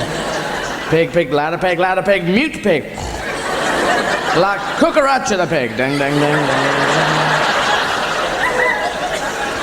Yeah. I talk about television because it is a cultural medium now. It is a pop culture, whether we like it or not. It's in our faces, immensely powerful, and I'm addicted to it. I actually realize that I do it just like a drug. It is a drug, and I watch things at 4 a.m. in the morning going, no, I've got to watch this. It could be important. Badgers do what in the autumn? Mend bridges. Mend them, make them. Dams. Badgers? God, I've lost it now. I used to watch the Olympics on television because they very rarely held the Olympics outside my bedroom window. And if you're an athlete, you'll probably at some stage of your life want to do altitude training. Altitude training, you go to a place called La Paz, the capital city of Bolivia, the highest city in the world. It is above cloud level, it's that high. If you ever get to La Paz, switch on the news. Here is the news from La Paz. Very little happened today in La Paz due to the lack of oxygen in the air. The president of Bolivia today was in La Paz and he said, ah! And everyone agreed with him. Now the weather from La Paz, there'll be no weather at all because there are no clouds and there's no fucking oxygen. Okay. So, quick, give me oxygen. You've given me helium, give me oxygen. That's boron, that's heavier than air. So, chemistry A level. I'm going through the elemental chart here. That's argon. That's Steve-on. And that's kettle-on. Right. All the jokes in that totally unnecessary bit. Right. But altitude training. People go there, athletes, they train, they have a tough time. After a couple of weeks, they get used to that lack of oxygen. They come down to a normal altitude, and the extra oxygen gives them a kick, and they go whoosh like a train. Now, follow my logic on this. This is just a truth thing. If this works, and it's a legal form of training, shouldn't the actual residents of La Paz be the fastest people in the world? They should win everything, shouldn't they? I mean, have you ever seen a La Paz tourist? No, because there's a plane coming in, flight from La Paz. Touchdown, woo! They're coming through customs! They should be just speedy, fucking hell. Final 100 meters, the Russian got through, the French guy, the Japanese, and a lot of people from La Paz for some reason have also got through. And they're on the start of order. Oh, first, second, third, fourth, La Paz in 0.5 a second. Never seen anything like it in my life. Football, it's believer against Poland. Kick-off's a goal, kick-off's a goal, kick-off's a goal, kick-off's a goal. 8-0 in 6 seconds, never seen anything like it. But it doesn't happen, does it? Something has gone dreadfully wrong.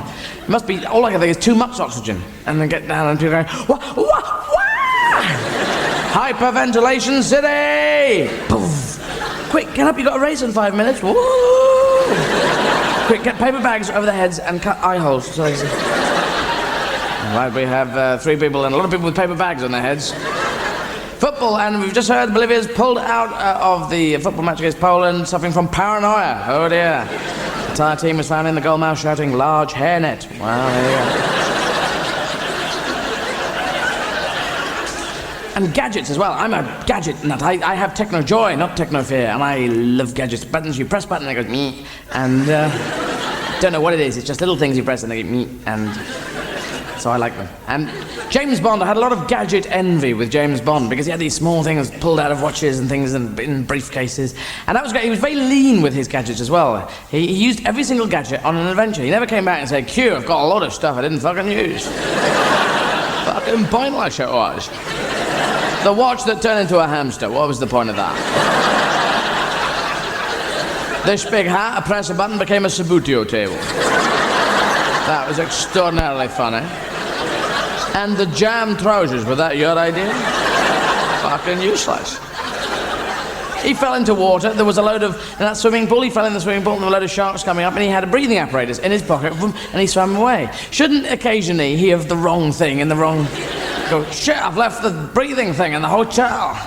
Fuck it, all I've got is my jam trousers. Oh, well, here goes nothing. Shark swimming up, and hold on, he's wearing jam trousers. Let's go away, shall we? He got into that car with the ejector seat. The baddie went and sat in the ejector seat. Couldn't the baddie have sat in the back and screwed everything up? Mr. Bond, I will sit in the back here. I have a gun pointing at you. You must drive this car forward, Mr. Bond. Otherwise you will die. You wouldn't like to shut up in the front, would you?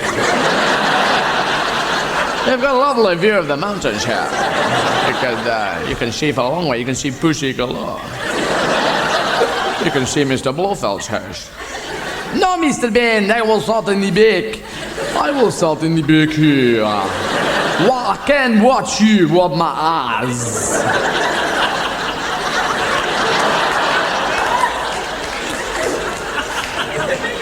Where exactly are you from, by the way? I am not telling you nothing, Mr. Bond. I am an agent of Spectre. I am an agent, worked for Mr. Blofeld.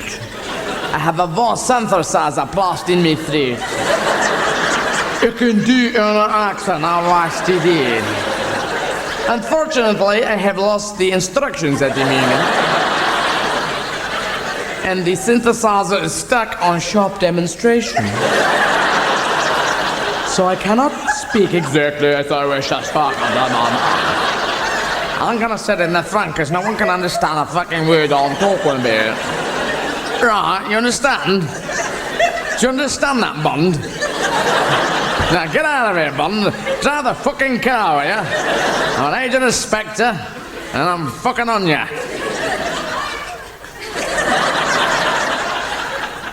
But also the other thing on television is you get a lot of educational programs that just inform, and I like that because you can watch it and then just fuck off, and that is great because there's no pressure on it, and so I think you take more in. I have this theory, another theory 4A.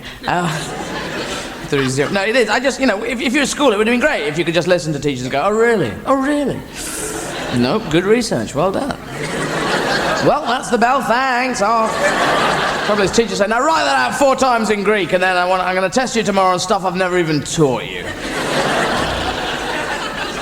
Well, I did physics again, and I don't know why I did physics, but I liked the idea of physics, but actually the work involved in it was a pain in the ass.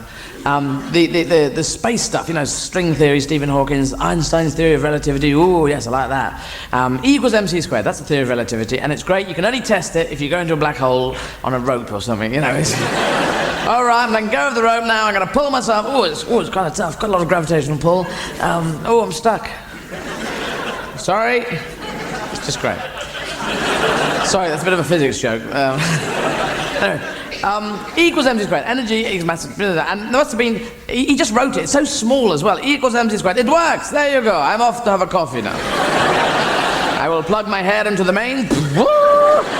And go a little bit of skiing with my elephant friends.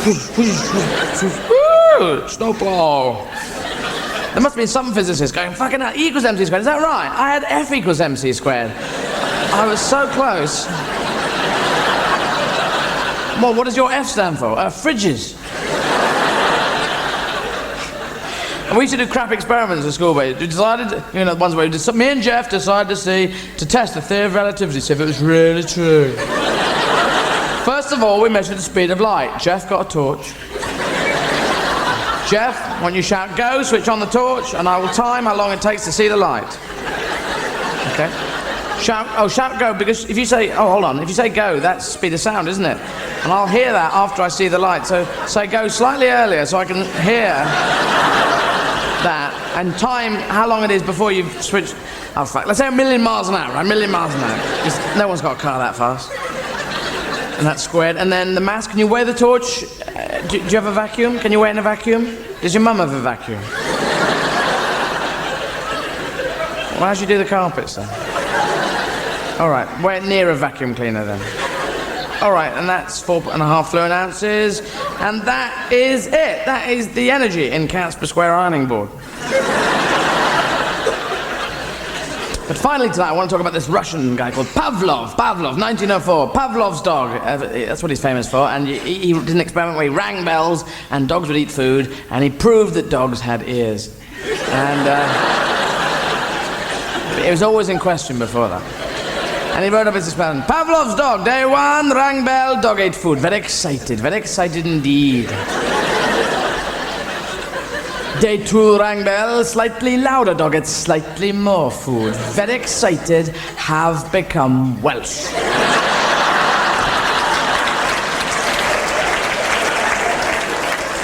Day 3, prefer to be Welsh, and so continue in that vein.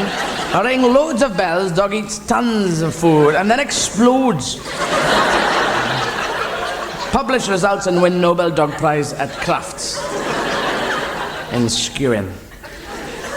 But he never published his cat results, did he? Yes. His cat results would have just let him down badly. They were hushed up heavily, they were, in the KGB files. Oh, I'm going now. The fucking cat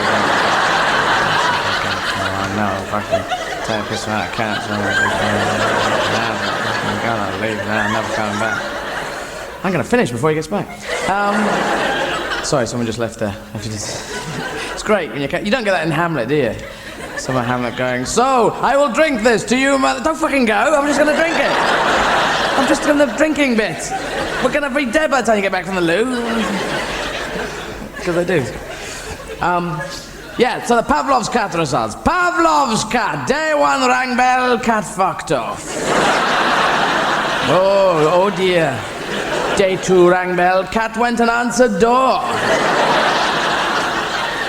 Day 3, rang bell, cat said he'd eaten earlier. Cheeky bugger. Day 4, went to ring bell, but cat had stolen batteries. Final day, day 5. Went and rang bell with new batteries, but cat put his paw on bell, so it only made a thunk noise. Then cat rang his own bell. I ate food. That's all. I hope you've enjoyed it. Thank you very much. It's been great. Good night.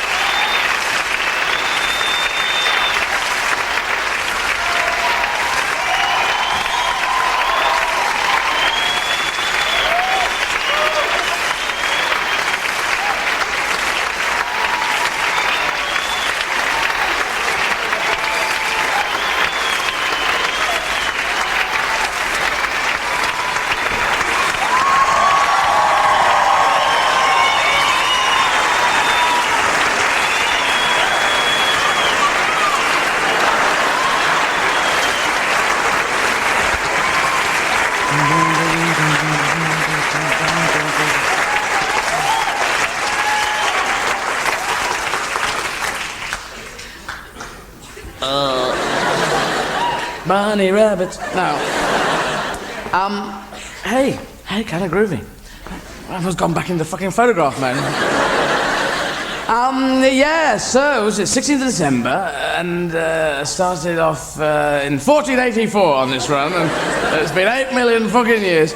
Well, doing 10 weeks is great, but then you know, the mousetraps around the corner going, oh, 8 million bloody years. But probably not quite as fresh, I feel. Anyway. We've got you, mouse. Oh, fuck it out. Gol darn it. It's great, you should go in the mousetrap and all have weird accents, because it's all supposed to be very English. Ooh, country and garden. Because I saw it back in 1978. My dad saw it in 53, fucking hell. But, you know, it's all, ooh, it's policeman, ooh, hello. They should all come in and just do it in weird accents. Oh, gol darn it. And that'd be really funny. Anyway, yes, so just finish up with a little bit about the beginning of time. Okay, very short bit. I'm not going to go from the beginning of time to the end of time, just right. Okay, the Big Bang, right? The Big Bang. The day of the Big Bang. Everyone stood well back.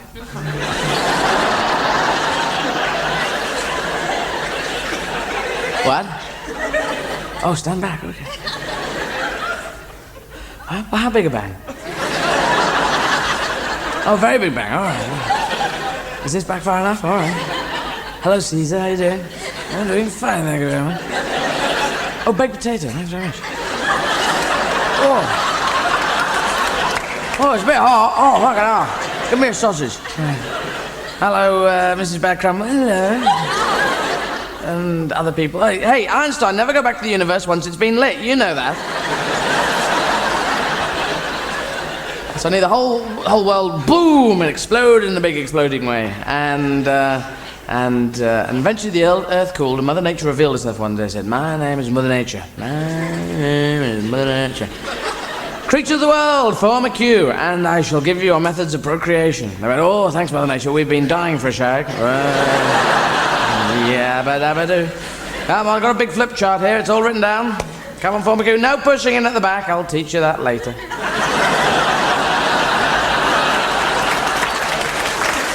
Now, dogs, you first. Woo, woo, woo. Okay, dogs, now your method of procreation. What we're going to do with you, dogs, is we're going to put all the cheese in the back of the minis, and we're going to drive the minis out through Charlie Croker Italian job. What is this? Who's been writing on my flip chart? Get this piece of paper off. Sorry about that, dogs. Now, the way we make glue is we get a horse. Sorry. Here we go. Dogs, your method of procreation, what we're going to do with you, dogs, is it's going to be called doggy fashion. Hey, how about that? And dogs go, woof, woof, yes, we invented it. I know you did, and it's caught on big time. Okay, off you go. Woo. Okay, now cats, how you doing? Meow. Now, cats, we have got you down for doggy fashion. Meow. What about catty fashion? No, sorry, dogs got in there first. It's a patent pending situation. Anyway, you got cat flaps, so what the fuck are you arguing about, eh? On your bike. Get on put training wheels on it then.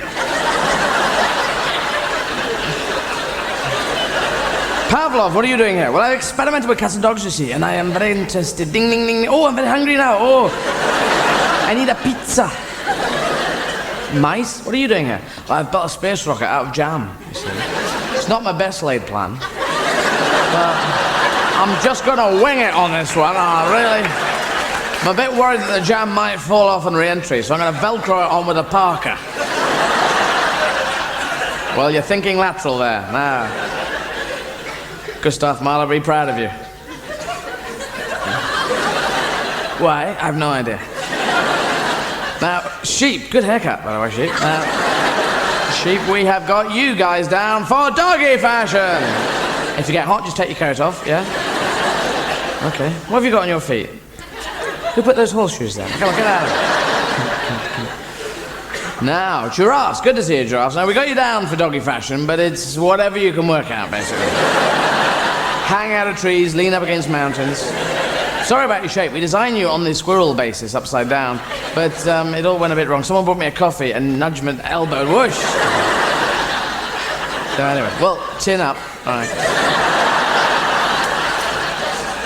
Caesar, what are you doing here? I'm a representative of human beings. All right, well, human beings, we got catty fashion, doggy fashion, giraffe fashion, pig fashion, any bloody way you want. You know, big kind of orgy fashion. You Romans should be good at that. As long as you get guilt in there somewhere, we really don't mind. Guilt? What is the guilt all about? Oh, it's a Catholic. Oh, it's a bit after your time, isn't it? Talk to Constantine, your great, nothing to do with your relative person. Now, finally, salmon.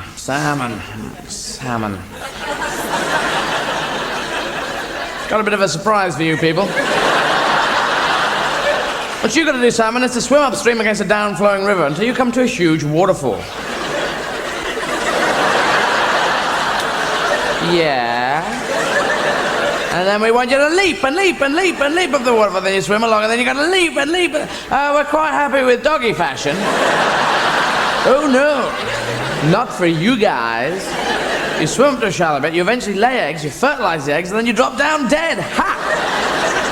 Why? What the fuck did we do? Ah, you piss me off, you salmon. You're too expensive in restaurants, that's your trouble. And there is a moral to this story. Or there was supposed to be a moral to this story. But because I'm dyslexic, it is, in fact, a marble. Good night.